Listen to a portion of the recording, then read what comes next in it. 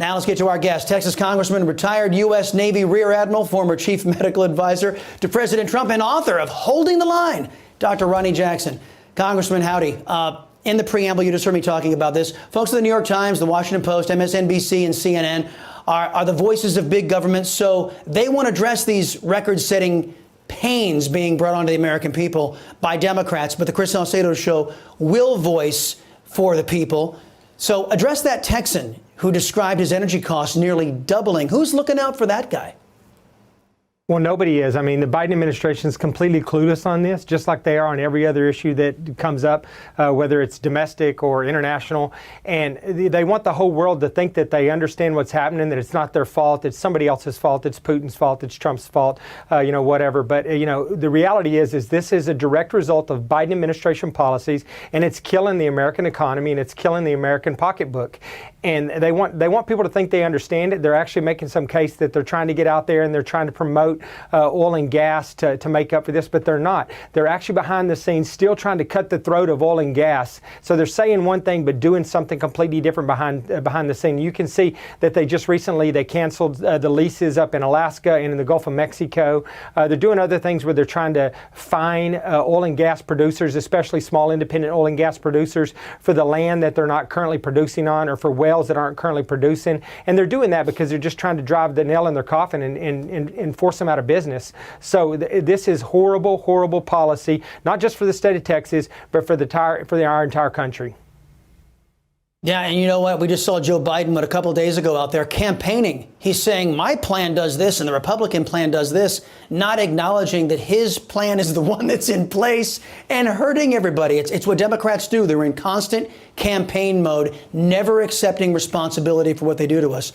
Meantime, Congressman, FBI whistleblowers confirming the Bureau is targeting concerned parents who dare to object to the left-wing extremism going on in government-run schools. Meanwhile, the Attorney General, Merrick Garland, rules that judges should consider illegal alien criminals' mental health in these asylum cases, and then he turns a blind eye to abortion activists illegally protesting outside of conservative Supreme Court justices' homes. Now, the GOP talks about ousting the incompetent Benedict Arnold, Alejandro Mayorkas all the time. Shouldn't Merrick Garland also be on the impeachment list for his clear partisanship at the DOJ where it doesn't belong? Absolutely. I mean, this country would be a lot better if they impeach every single cabinet secretary that Biden has right now. We really would. They've all gone rogue and they're all on the wrong track. And you're right. I thought we were beyond this encroachment on our individual freedoms and being spied on by the FBI or whoever else is coming after us, looking into our stuff. But I guess that's still an ongoing process. But you're right. They don't really care. There's no personal freedoms if you're on the other side of the aisle from them. But if you are, they want to protect you. But if you're a Republican or if you're a conservative, you're enemy number one. Trump's already labeled us as MAGA, as ultra MAGA. I mean, this is just the most ridiculous stuff. But this kind of stuff's going on. This is Soviet era type stuff that's going on, and it's happening right here in the United States. It's incredibly dangerous, and we have to stop it before it goes any further.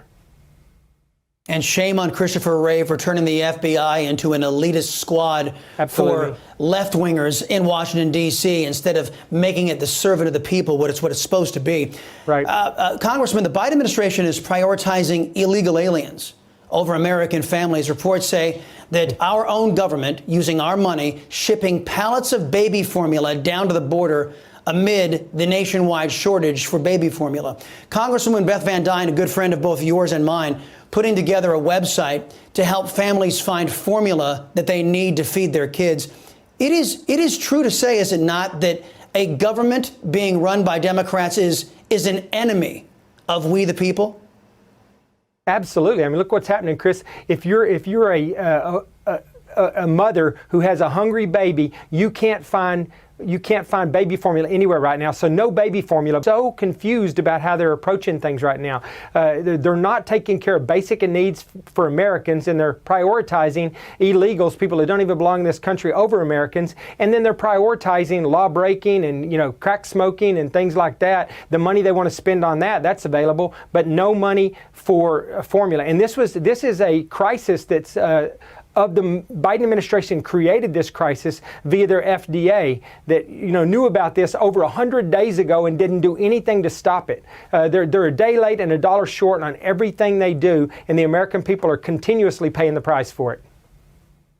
Yeah, American moms have to go down to the border to get formula for their babies. Just say, I'm illegal, give me some formula, please. Good grief. Meantime, Congressman, Elon Musk has put the purchase on Twitter on hold for now, but he did say that he would reverse Twitter's ban on President Trump. Former CEO Jack Dorsey agreed that the ban was a mistake. Section 230, it prevents Google, Twitter, and Facebook from lawsuits if and only if they are open platforms for all legal ideas. Doesn't Section 230 need to be reformed to make sure big tech pays a heavy price if they abuse their immunity from lawsuits? Absolutely. Hopefully Elon Musk will change that and he'll make it a platform for free speech. But right now it's not. Right now they're publishers. They pick winners and losers. They use their own political beliefs to decide who can have a voice and who can't have a voice. And so, yeah, absolutely. As long as they're taking that approach, which they've done, and basically all of social media at this particular point has followed their same pattern, they need to be accountable and they need to be liable. And I'm all for making that the case. I was at a speech that you gave. I was honored to be there and got a chance to listen to a good part of your life and your memoir here, Holding the Line, a lifetime of defending democracy and American values. I think it comes out, end of July, the 26th? Why is this a must for people's summer reading lists?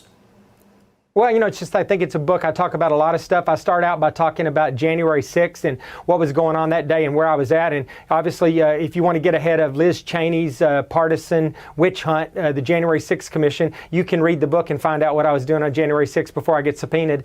But I talk about that a little bit. I talk about growing up in Texas and I talk about my career in the military. And then I talk about, the deep state going after me when I was the VA secretary nominee and some of the stuff that was going on behind the scenes. It included not just Democrats, but a lot of establishment Republicans that were looking the other way and letting these things happen. And I was a little naive about it at the time. I didn't know what was happening to me until after it was already happening. But this book goes into a lot of that stuff, and it talks about my relationship at the White House with President Bush, President Trump, President Obama, and some of my time at the White House too. I think it'll be interesting. It's kind of a hodgepodge of a lot of things in my life, not one particular area. Great. It's great. If what I heard from you in that speech is in those books, people are going to want to pick it up. Last thing, Congressman, the Democrats are promoting, as you know, illegal immigration, and the promotion of that illegal immigration is destroying Latino communities along the Texas border.